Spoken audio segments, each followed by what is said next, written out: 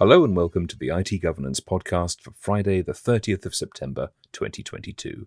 I promised you an interview this time, but unfortunately a scheduling clash means I'm afraid you're going to have to wait until next time, when Cami should be talking to ITGP's Author of the Month for October, Sarah Cook. So until then, here's the news. TikTok is facing a potential fine of £27 million after the Information Commissioner's Office found that it might have breached UK data protection law by failing to protect children's privacy. According to the ICO, which has issued TikTok Inc. and TikTok Information Technologies UK Limited a notice of intent setting out its provisional findings, TikTok may have processed the data of children under the age of 13 without appropriate parental consent, failed to provide proper information to its users in a concise, transparent and easily understood way, and processed special category data without legal grounds to do so.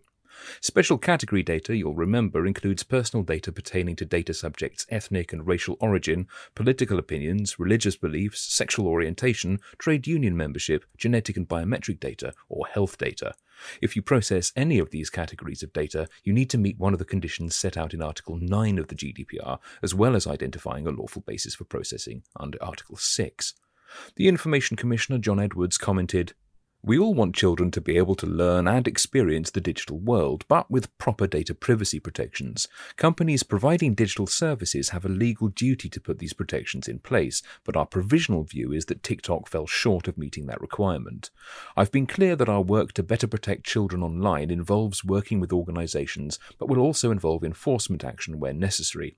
In addition to this, we're currently looking into how over 50 different online services are conforming with the Children's Code, and have 6 ongoing investigations looking into companies providing digital services who haven't, in our initial view, taken their responsibilities around child safety seriously enough."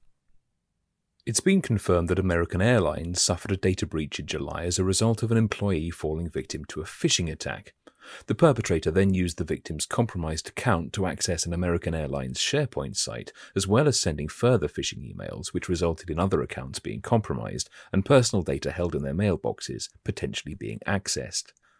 According to a letter to the New Hampshire Attorney General from the American Airlines lawyers Norton Rose Fulbright, personal data held in those mailboxes may have included names, social security numbers, employee numbers, dates of birth, postal and email addresses, phone numbers, driver's license numbers, and/or passport numbers.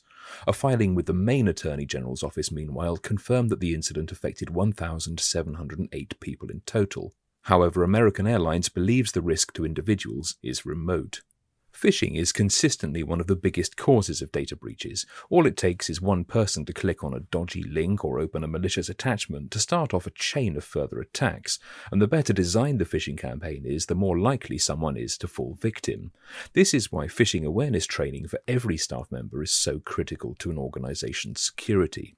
You can find out more about phishing and other social engineering attacks, including explanations of how they work and what to look out for, on our website at itgovernance.co.uk/phishing, where you'll also find links to our phishing e-learning courses, simulated phishing attacks, social engineering penetration tests, and more.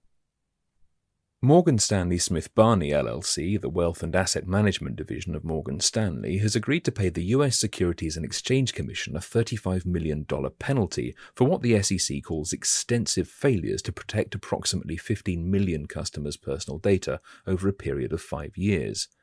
According to an SEC press release, MSSB hired a moving and storage company with no experience or expertise in data destruction services to decommission thousands of hard drives and servers containing the personal data of millions of its customers. Instead of disposing of them securely, the moving company sold the devices via an internet auction site, with unencrypted MSSB customer data still on them. MSSB also managed to lose 42 servers, all of which also potentially contained customers' unencrypted personal data and consumer report information. Gerbier S. Gruel, the director of the SEC's Enforcement Division, commented, "MSSB's failures in this case are astonishing. Customers entrust their personal information to financial professionals with the understanding and expectation that it'll be protected, and MSSB fell woefully short in doing so. If not properly safeguarded, this sensitive information can end up in the wrong hands and have disastrous consequences for investors. Today's action sends a clear message to financial institutions that they must take seriously their obligation to safeguard such data." That was the news, and that's it for this time. As ever, you can get in touch with us either by leaving a comment on the blog or via Twitter at ITGovPod, that's my account, or at ITGovernance.